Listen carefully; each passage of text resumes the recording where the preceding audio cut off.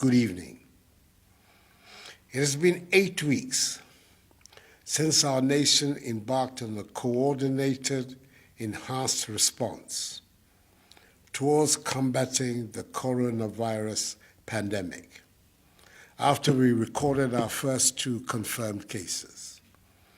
We've taken the necessary measures of aggressively tracing, testing, isolating, and entreating infected persons and their contacts as a means of containing the spread of the virus amongst the population.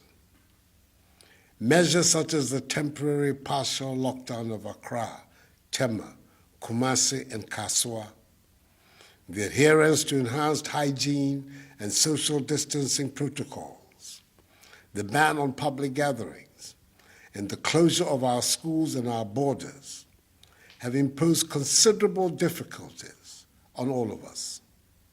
But I'm heartened that we appreciate that they are essential to save lives and livelihoods, and I thank all of you for your continuing cooperation.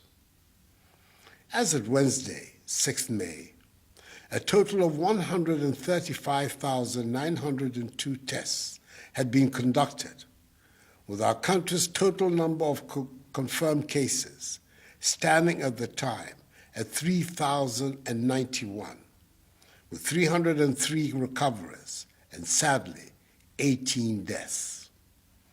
On Thursday, 7th May, 14,046 more tests were conducted, and this included the clearing of the last set of backlogs. Our total confirmed cases then rose to 4,012 positives, i.e. 921 new cases. Our recoveries stood at 323, 8 persons were critically ill, and deaths still at 18. It is important to stress that 533 out of the 921 new cases recorded between last Wednesday and Thursday are factory workers from a fish processing factory located in Tema. All 533 persons were infected by 1 person. Again, let me reiterate that these new 921 cases were from backlogs dating as far back as 26th April and not necessarily over a 24-hour window.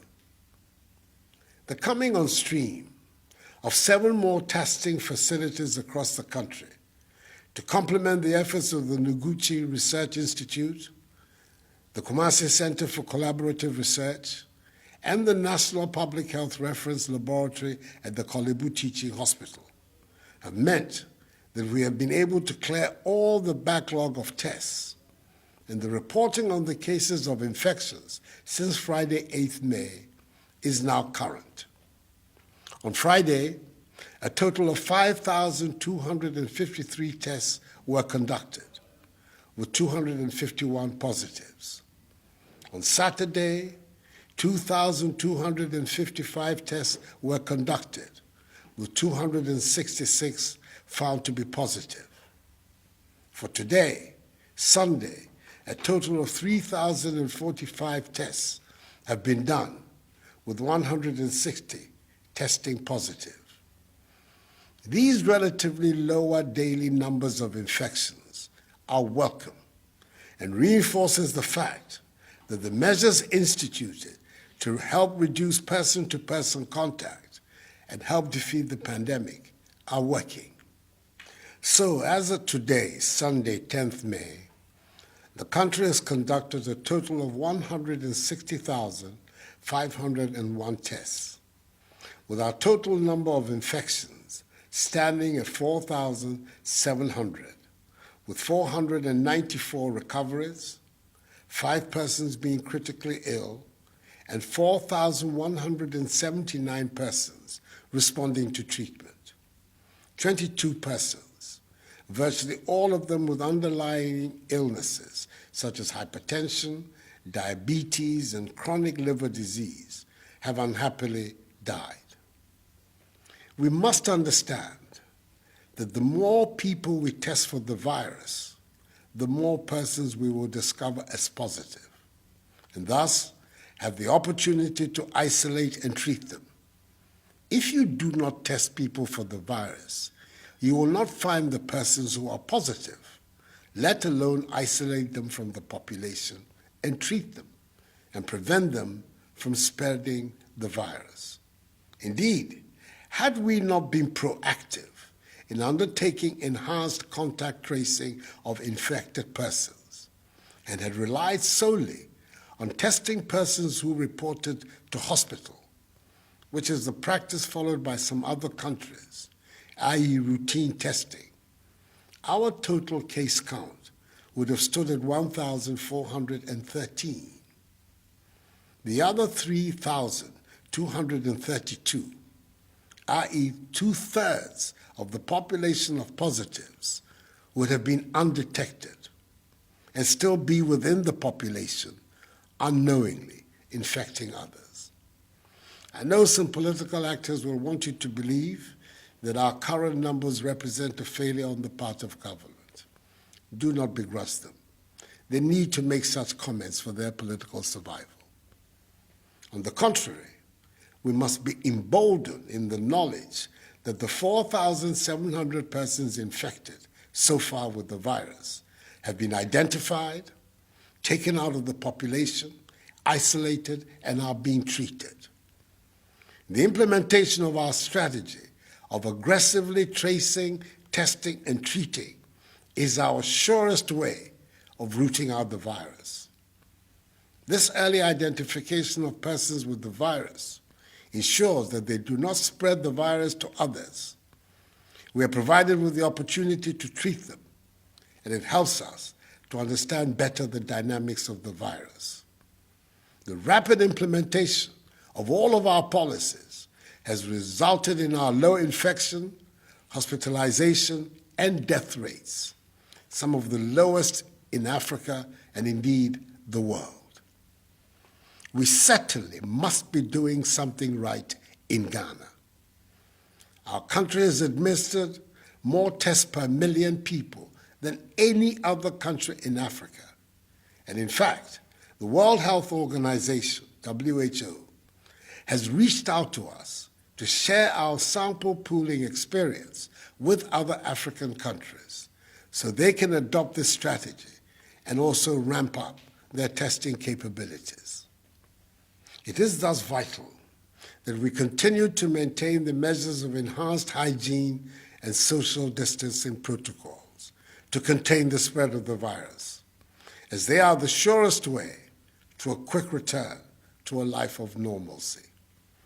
All stakeholder bodies I have interacted with over the last 3 weeks in the health, labor, religious, chieftaincy, educational, hospitality, tourism, and creative arts sectors share in this opinion because collectively we believe they are essential for our very survival. These groups are also being engaged on the way forward towards the easing of these restrictions so that our social and economic lives can go back to normal whilst protecting lives at the same time. Soon those engagements will enable us to design a clear roadmap for the easing of restrictions. In my address to workers and the nation on May Day, I announced the extension of the closure of our borders for 1 more month as the means to continue halting the importation of the virus into our country. Tonight, I've come into your homes to announce that the ban on public gatherings, as set out in Executive Instrument number 64, has been extended also to the end of the month, i.e. 31st May. So during this period, there will continue to be a ban on public gatherings such as the holding of conferences, workshops, parties, nightclubs, drinking spots, beaches, festivals, political rallies, religious activities, and sporting events. All educational facilities, private and public, continue to remain closed. There's still a ban on funerals, other than private burials conducted with not more than 25 persons. It is noteworthy that the police are arresting and prosecuting persons, irrespective of their status in society, who flout these regulations. We cannot allow a few persons, for their narrow, selfish interests, to jeopardize the health, well-being, and safety of the larger population. If you fall foul of the law, you will face its full rigors. Fellow Ghanaians, like you, I would like to see an end to these restrictions. I know the difficulties each and every one of you has been through over the last 2 months. You've had to alter completely your way of life. You've had to stay at home, except for specified purposes. You cannot travel outside the country. You cannot go to church. And you had to cancel activities usually associated with Easter. In this holy month of Ramadan, our Muslim brothers and sisters are having to pray at home instead of congregating at the mosque and foregoing the public celebration of the Eid. Parents are having to bear the extra burden of providing care for their children who, instead of being in school, are currently at home. Operators of trotros, taxis, buses, markets, hotels, restaurants, bars, and nightclubs have lost their patronage of their clients and, as a result, lost much-needed incomes. Significant numbers of people have unfortunately lost their jobs because of the impact of the virus on our economy. Most of us want to hang out with our families, friends, and loved ones in a social setting, but cannot. Uncomfortable as these restrictions have been, we have no option but to stay the course. We can only guarantee the safety of each other if we continue to adhere to them. As I've said before, these restrictions cannot and will not be a permanent feature of our lives. And shortly, I hope to announce the steps for systematically easing the restrictive measures to bring us back to normality. Each one of us, however, can help to speed up this process if we continue to practice the measures of social distancing, washing our hands with soap under running water, refrain from shaking hands, and wearing our masks whenever we leave our homes. These measures must be respected by all.